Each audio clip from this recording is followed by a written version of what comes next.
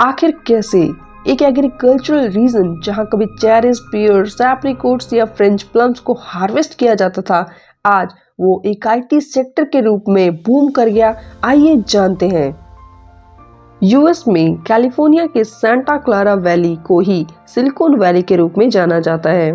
इस वैली का नाम सिलिकॉन अपने आप से नहीं पड़ा है। सिलिकॉन नाम इस सिलिकॉन के इस्तेमाल से पड़ा है जिसका इस्तेमाल ट्रांजिस्टर्स और कंप्यूटर चिप्स को बनाने में किया जाता है।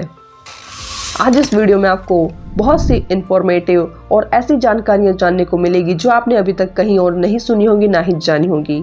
तो अगर आप लोग इस चैनल पे नए हैं तो सब्सक्राइब कर दीजिए और बेल आइकन को ऑन कर दीजिए। अगर वीडियो अच्छी लगे तो शेयर कर दीजिए। तो कहानी शुरू कहाँ से होती है, चलिए जानते हैं।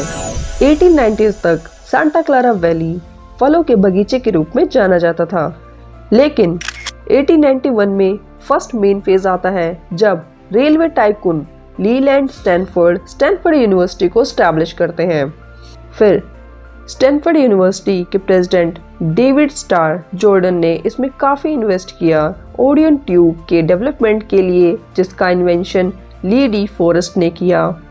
ओडियन ट्यूब एक तरह का वैक्यूम ट्यूब था जिसने वीक इलेक्ट्रिक सिग्नल्स को स्ट्रेंथ प्रोवाइड की, जिसके कारण इलेक्ट्रिक प्रोडक्ट्स में रेवोल्यूशन देखने को मिला, जिससे इलेक्ट्रिकल प्रोडक्ट्स के रेवोल्यूशन की शुरुआत हो चुकी थी, खासकर टेलीफोन सर्विसेज से लेकर रेडियोस।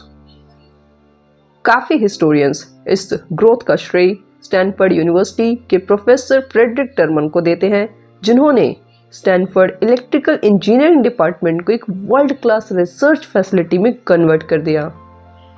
लेकिन समय बीतने के साथ फ्रेडरिक टर्मन फ्रस्ट्रेट होने लगे जब वहां की ग्रेजुएट्स वैली को छोड़कर जाने लगे, और वे सोचने लगे कि आखिर ऐसा क्या किया जाए कि ग्रेजुएट स्टूडेंट्स वैली को छोड़कर ना जाए। फाइनली टर्मन यहाँ खुद ही डिसाइड करते हैं कि वो ग्रेजुएट्स को एनकरेज करेंगे कि वो वैली में ही रुकें और वहीं पर अपना बिजनेस स्टैब्लिश करें, बजाय किसी स्टैब्लिश फर्म में जाके काम करने के।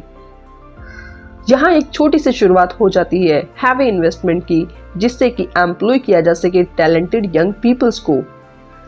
यहाँ शुरुआत होती है एक इलेक्ट्रिकल कंपनी की गैराज से, जिसे विलियम हॉलेट एंड डेविड पैकर्ड ने मिलकर बनाया। आज हम सभी इस कंपनी को HP के नाम से जानते हैं। वर्ल्ड वॉर 2 में इस कंपनी के द्वारा बहुत बड़ा सहयोग किया गया रडार और आर्टिलरी टेक्नोलॉजीज को प्रोवाइड करके। इस वक्त तक कंप्यूटर का साइज एक रूम के बराबर होता था, लेकिन यहाँ एंट्री होती है विलियम शॉकले की, जिन्होंने को इन्वेंट किया ट्रांजिस्टर्स को। 1940 में बेल्स लैब को छोड़ने के बाद विलियम शॉकले आ जाते हैं माउंटेन व्यू पर और अपनी कंपनी शॉकले सेमीकंडक्टर लैब्स के नाम से स्टैब्लिश करते हैं। इसी बीच फ्रेडरिक टर्मन, जो कि विजनरी आइडियाज के लिए जाने जाते थे, अपने आप को प्रूव कर देते हैं स्टैनफोर्ड इंडस्ट्रियल पार्क को स्टैब्लिश करके 1951 में। विलियम शॉकले यहाँ पे मोस्ट टैलेंटेड 8 इंजीनियर्स की टीम को अपॉइंट करते हैं, जिसमें जॉर्डन मोरे और रॉबर्ट नॉइस भी शामिल होते हैं। विलियम शॉकले की इस टीम को ट्रेटोरियस 8 भी कहा जाता है।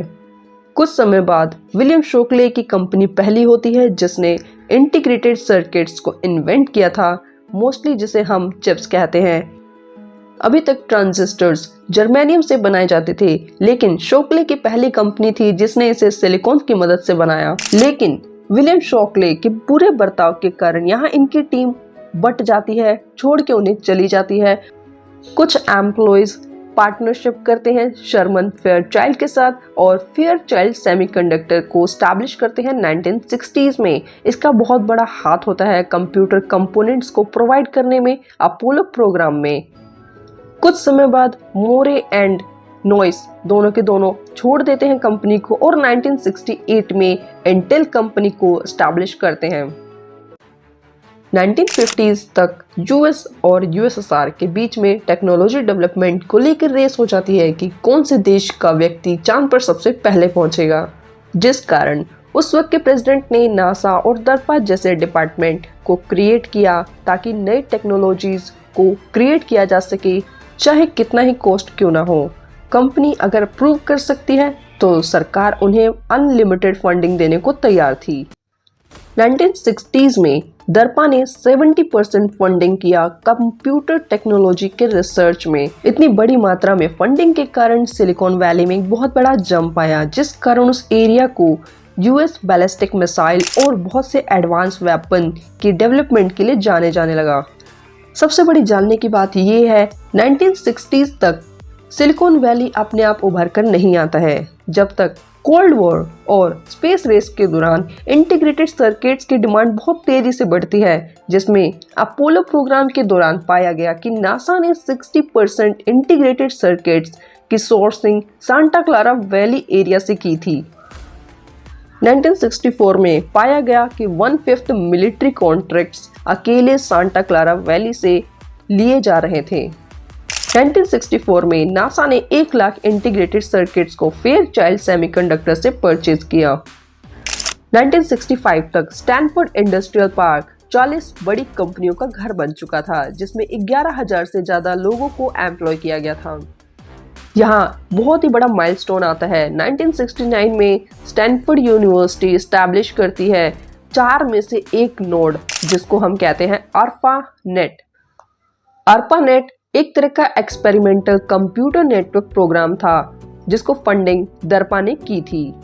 इसे बेस पाया गया आज जिसे हम इंटरनेट कहते हैं। ARPANET was the base of internet. 1968 में रॉबर्ट नॉइस और जॉर्डन मोरे फेयरचाइल्ड सेमीकंडक्टर कंपनी को छोड़ देते हैं और अपनी खुद की इंटेल कंपनी को स्टैब्लिश करते हैं, और 3 सालों बाद इंटेल दुनिया की सबसे पहली कंपनी बनती है फर्स्ट माइक्रो प्रोसेसर प्रोड्यूस करने वाला। अभी तक इस वैली का नाम सिलिकॉन वैली नहीं पड़ा था, लेकिन इस बीच आते हैं जर्नलिस्ट जिनका नाम था डॉन हॉयफ्लर 1971 में, जिन्होंने अपने आर्टिकल में सांता क्लारा वैली को सिलिकॉन वैली के नाम से कॉइन किया, जिसे वर्ल्डली एक्सेप्ट किया गया।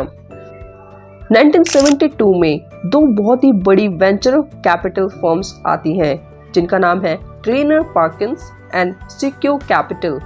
ये आज भी बहुत ही बड़े मेजर वेंचर कैपिटल फर्म्स हैं। 1970s और 80s के दौर में सिलिकॉन वैली में बहुत ही बड़ी बड़ी आईटी जायंट्स कंपनियां आती हैं, लेकिन 80s के दौर में बहुत ही बड़ी घटना होती है जब सिलिकॉन वैली को द वैली ऑफ डेथ भी कहा जाने लगा। द वैली ऑफ डेथ इसे क्यों कहा जाने लगा?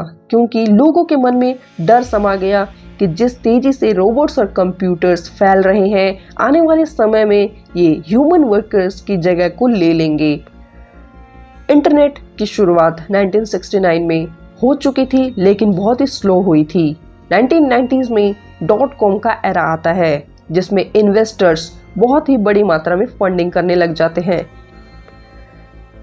लेकिन सन 2000 के आते आते एक बहुत ही बड़ा क्रैश सामने आता है, जिसको हम कहते हैं .com क्रैश, जिससे यूएस का $1.755 trillion value of money wipe out हो जाता है।